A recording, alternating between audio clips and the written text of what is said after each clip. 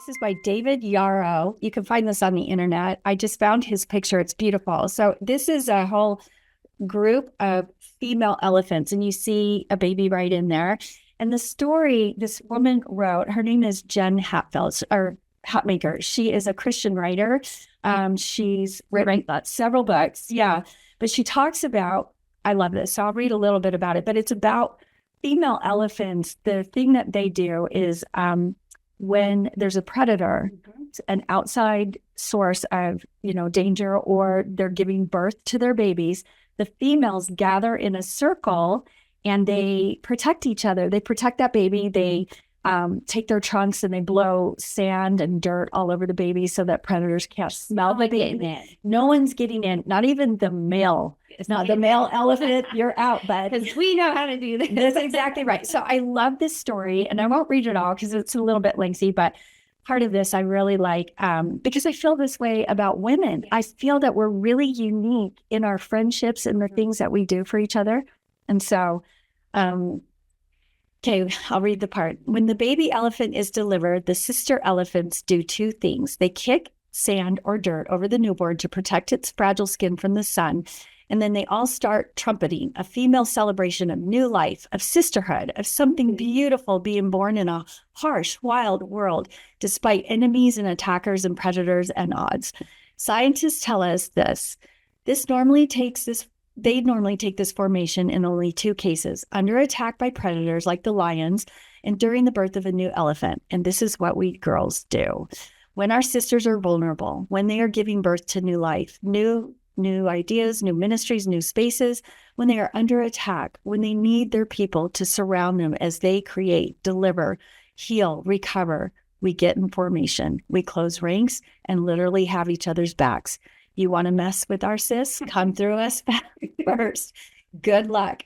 And when delivery comes, when new life makes its entrance, when healing fully begins, I should have my glasses on.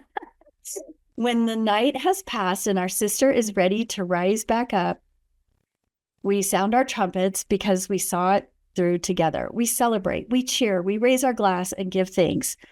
And this is written by Jen Hatmaker. Oh, I just love that. I love all parts of that. And and this is what I was saying, your daughters have learned this from you because you value this. Mm-hmm. You brought this to me. You showed up for me when I was feeling discouraged and said, I love what you're doing. Mm-hmm. Can I just say too, social media gets such a bad rap. I really feel like, and it is, I mean, some of it is just, you have to filter through a lot of garbage.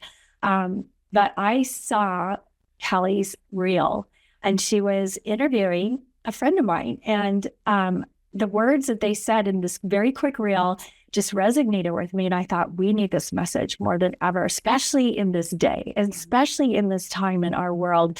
Women need to bond together, and they need to lift each other up. We need to be elephants. We need to be elephants and to embrace each other's. And the thing about social media is that you can see what women are striving to do. And then you always hear about, well, people are such haters. I've got some friends that are influencers or doing some great things, and they're always getting some terrible comments, and a lot from women. Not necessary. It's like, oh my gosh, hooray for them. Yes. We can learn from them. We can learn from what they're trying, their messages, and it helps us to be better. And so that's the beautiful part of social media and podcasts and things. Well, and I can say it's not easy to put content out, or to be vulnerable and to post online. At least it's not for me. Yeah. And so I think if we can stop criticizing people for what they're trying to do and just think, oh, they're doing their best, or they're, trying to help, or look at it through that lens, and just support one another. Just like let's just be supportive as a default. I don't think people need our criticism. I think people need to be cheered on, just like you said in that poem. I mean, it's just, that's what feels good. And it felt so good to be cheered on by you. And I so appreciate that you're showing up in the same way and living these values, and how beautiful that you have taught your daughters these values. And now they're, the fruits of friendship. Not just my daughters, I want to tell you, my husband too. And I think it's important that our significant others do understand how important our female friends are. And, it's funny because my husband said we have two little grandsons, very busy, age 2 and 4. And my husband, because we have more time, we spend a lot of time with them. And he said to my daughter, I can't believe how hard this is. And I looked at him like, I can't believe how hard. Our girls are closer together in age than these two little boys had. And he says, but he was working so much and not around. But it was those female friends I had that had children and were in the throes of it that got me through those years. Because he was like, you were bonding. This is the first time you've noticed how hard raising our kids were, Yeah, he'll be careful to make that happen again, won't he? Yeah. But he's getting to experience it. Well, and also I find too, as grandparents, going back and doing that, it does feel a little harder. We're by far a little bit more tired. That's when you realize, that's why you have the kids when you're young. Yes. You have the energy to do it. They can go home and you can get a good night's sleep. Yes. So that's really wonderful. But I really think it's important that we show our spouses, we show our daughters. When my girls were young, I would encourage them throw parties at the house. I love that kind of stuff anyway.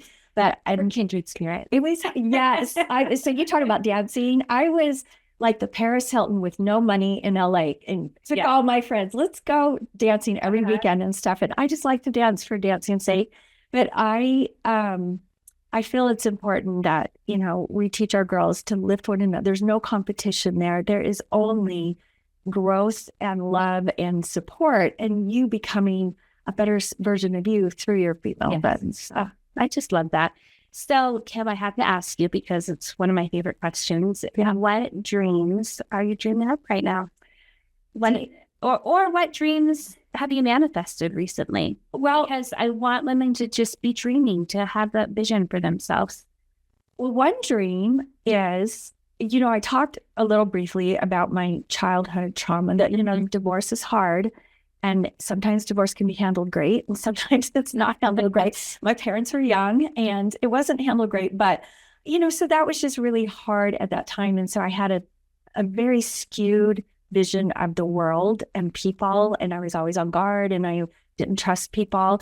And so one dream that has really flourished is the healing I had through having my own family. I would have missed out so much if I didn't have a family, I feel. And some people, I have 2 sisters that don't have families and weren't able to have kids. And, but they have been brought into my family and are cherished and just loved so much. And that, like second moms. And so, but I feel that one dream of having the family I had, and I have a lot of miscarriages. So I was lucky to get the 2 that I have and very fortunate. And now I have grandchildren.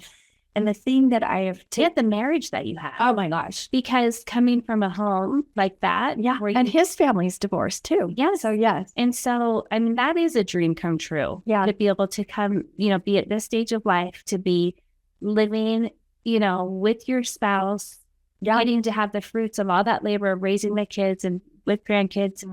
I know you travel a lot together and have this beautiful marriage. That is a huge accomplishment. That's a huge dream. That is a dream. If you would have told me at 21 you're going to have, I would have never, ever believed that. So that is my greatest, that is my greatest, I feel, accomplishment. We worked hard and built a beautiful family and built the family we wish we had had growing up. Yes. And so that is a beautiful dream. And, we